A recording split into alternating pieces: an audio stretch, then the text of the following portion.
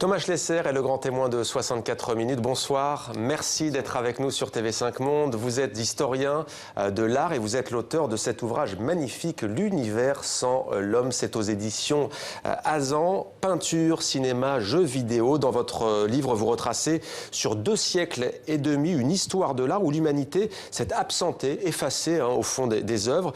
Et tout commence avec une phrase de Charles Baudelaire. C'est d'ailleurs le titre de cet ouvrage, le poète. Expliquez-nous l'origine de ces quelques mots, l'univers sans l'homme. En fait, au 19e siècle, il y a un moment donné où des artistes décident de se regrouper dans une forêt, la forêt de Fontainebleau. Ouais. Ils vont former une école qu'on appelle l'école de Barbizon, du nom d'un petit village qui est en marge de la forêt. Et en fait, ils vont représenter la nature telle qu'en elle-même, sans forcément de présence humaine, ou en tout cas en la marginalisant. Et Baudelaire, devant cette nouvelle tendance de la peinture, va dire non seulement que c'est un monde qui est débarrassé de l'être humain, parce que c'est essentiellement des bois, des animaux, etc., mais parce que le regard lui-même sur la nature est un regard qui est comme déshumanisé, qui est un regard qui, à ses yeux, est semblable à un regard photographique. Et donc, il va dire, ce sont des peintres de l'univers sans l'homme. Alors Baudelaire, mais pas seulement, on croise Courbet, Kubrick, Pollock, le séisme aussi de Lisbonne. On s'y arrête justement, tremblement de terre survenu le matin du 1er novembre 1755. En quoi cet événement marque-t-il un tournant? C'est un événement considérable. Si vous voulez, culturellement, on s'en rend pas compte aujourd'hui, mais au XVIIIe siècle, c'est l'équivalent d'un 11 septembre. Pourquoi? Parce que la terre tremble, fait des dizaines et des dizaines de milliers de morts à Lisbonne, et qu'il y a une lecture assez classique de l'événement qui va être tenue par les instances religieuses, c'est de dire c'est la providence divine. Et face à ça, il y a des philosophes qui vont se révolter, Voltaire par exemple, ou encore Kant, qui vont dire mais non, c'est pas la providence divine, c'est juste que la nature est une force aveugle et sourde, et qu'au fond elle est indifférente au sort humain, de telle sorte que la nature pourrait être une mécanique en soi, complètement débarrassée de l'homme et continuer d'exister, d'où cette pensée, là encore une fois, d'un univers sans l'homme. Alors ce qui est aussi fascinant, et on le voit dans votre livre, c'est que ce chemin artistique épouse celui de la science. On va prendre un exemple, c'est Darwin et ses théories qui bouleversent les certitudes à l'époque. En quoi cela a-t-il des répercussions sur la représentation même de l'univers par les artistes? Et imaginez un petit peu, dans la deuxième partie du 19e siècle, on vous dit les êtres humains n'ont pas toujours été des hommes, ils ont été auparavant des créatures sous-marines ou des singes. Et naturellement, la manière dont on perçoit l'enveloppe corporelle, dont on perçoit ce que c'est que l'identité humaine va être complètement bouleversée, de telle sorte que beaucoup d'artistes vont imaginer des êtres un peu hybrides, qui vont être moitié homme, moitié animal, qui vont avoir au fond un aspect bestial, et c'est très vrai, en particulier chez les artistes qu'on qualifie de symbolistes. Alors on voit clairement là reprendre la trajectoire de ce qu'on appelle l'abstraction, ce qui n'est d'ailleurs pas le cas de la littérature, avec un moi qui est très très présent chez les écrivains, alors que donc les arts picturaux, eux, éradiquent l'humain. Comment l'expliquez-vous? Disons que l'abstraction, il y a quantité de facteurs différents qui expliquent l'émergence du mouvement. Moi, ce que j'essaye de dire, j'essaye d'ajouter un facteur, c'est de dire au fond, dans l'abstraction, il y a une recherche d'émancipation de toutes les contraintes terrestres. Si vous voulez, quand vous êtes un être humain sur Terre, vous êtes condamné à une forme de gravité, vous ne pouvez pas vous envoler, vous ne pouvez pas vous dématérialiser. Et l'abstraction, c'est le fantasme d'un passage vers une sorte de monde un peu surhumain, dans lequel vous êtes en lévitation, dans lequel la matérialité ne compte plus véritablement. C'est un rêve en fait d'un ailleurs absolu. Alors un monde dont l'homme n'est ni l'alpha ni l'oméga, disons-le, et plus on en sait scientifiquement, plus on a de connaissances et plus justement notre idée de nous-mêmes rétrécit. C'est le grand paradoxe, c'est que au fur et à mesure que l'homme devient de plus en plus performant dans sa manière de voir le monde et par conséquent peut être fier de lui-même, eh bien au fur et à mesure de ses progrès, il est condamné à constater sa propre relativité. Je vous donne un exemple très simple. Arriver à mesurer l'âge du cosmos, c'est quelque chose de tout à fait fabuleux. Et en même temps, c'est prendre conscience que l'être humain, c'est que 1/7 dans le temps de l'âge du dit cosmos. Alors parmi les tableaux, il y a Haute montagne de Carl Gustav Carus, 1824 environ.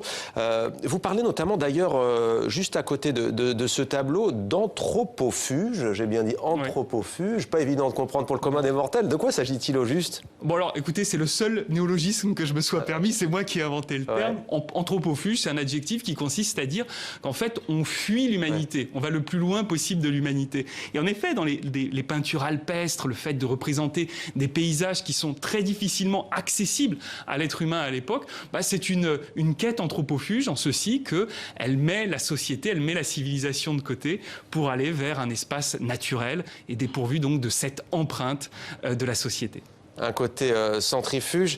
Il y a aussi donc du coup là la question de l'avènement du paysagisme romantique. Hein. Ouais. Alors le paysagisme romantique, c'est un paysagisme qui est dépourvu en effet de la présence humaine et qui en même temps dit quelque chose de très étonnant.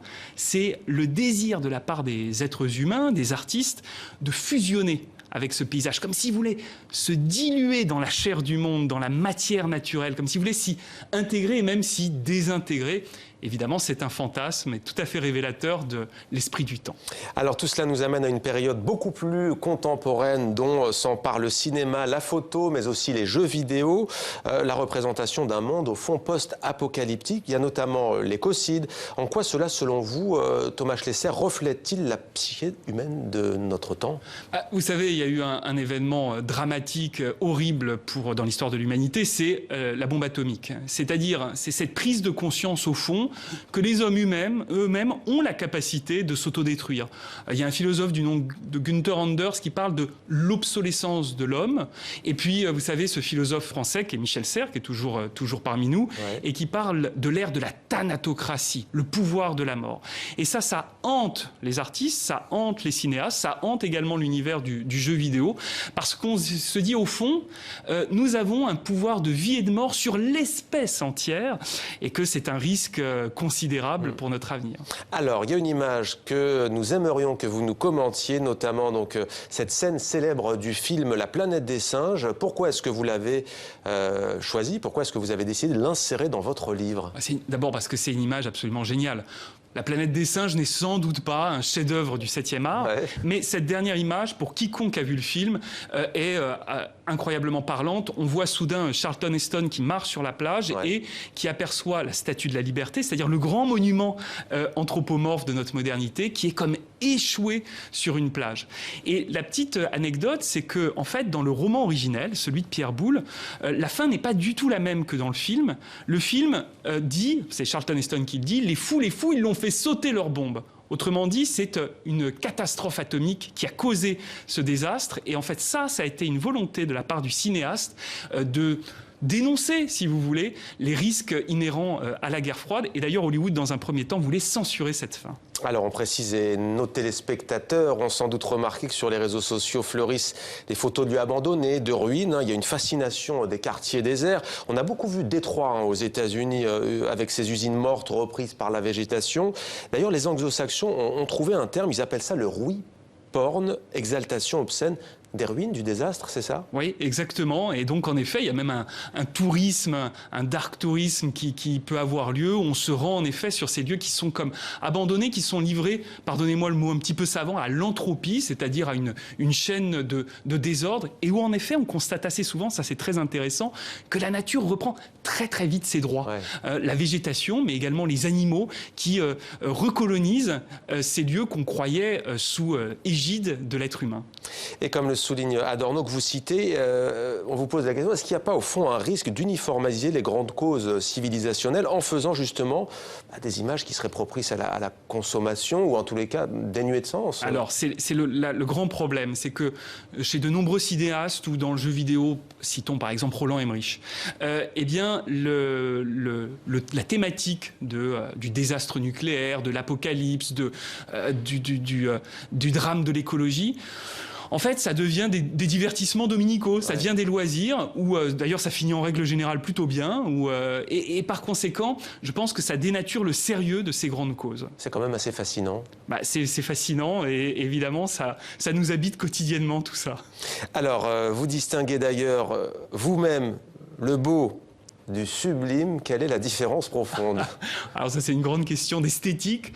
Le beau, c'est un engouement personnel pour ce qui est harmonieux, ce qui est en ordre. Le sublime, c'est une définition qui a été donnée par d'abord un philosophe du nom de Burke, puis par Emmanuel Kant et d'autres encore. Ça consiste à dire qu'on a une attraction pour ce qui nous dépasse et finalement ce qui nous déclasse. Parce que ce qui nous dépasse, c'est aussi ce qui nous renvoie à notre propre relativité. Par exemple, un grand orage, un tremblement de terre, toutes ces forces qui nous menacent et qui en même temps nous fascinent. Alors, on va maintenant se projeter quelque peu, si vous le voulez bien. Quel peut être l'avenir sur ce sujet précis de l'absence de l'humain dans le monde des arts ? Eh bien, c'est une question qui préoccupe beaucoup les artistes contemporains, où en fait, ils jouent beaucoup avec, des sortes de visions désincarnées, et notamment avec des caméras qui seraient gérées par des algorithmes, comme si tout à coup, les machines prenaient le relais de la conscience humaine. C'est ce qu'on appelle les perspectives transhumanistes ou post-humanistes, qui semblent assez éloignées comme ça, mais en réalité, il y en a qui prédisent ces perspectives pour 2040, et ça, les artistes travaillent déjà beaucoup dessus. Merci beaucoup Thomas Schlesser, c'est passionnant, vous écouterez des heures entières. Merci. L'univers sans l'homme, c'est donc aux éditions Azan. Merci, on a vu un défilé des photos, des images magnifiques. Merci à vous.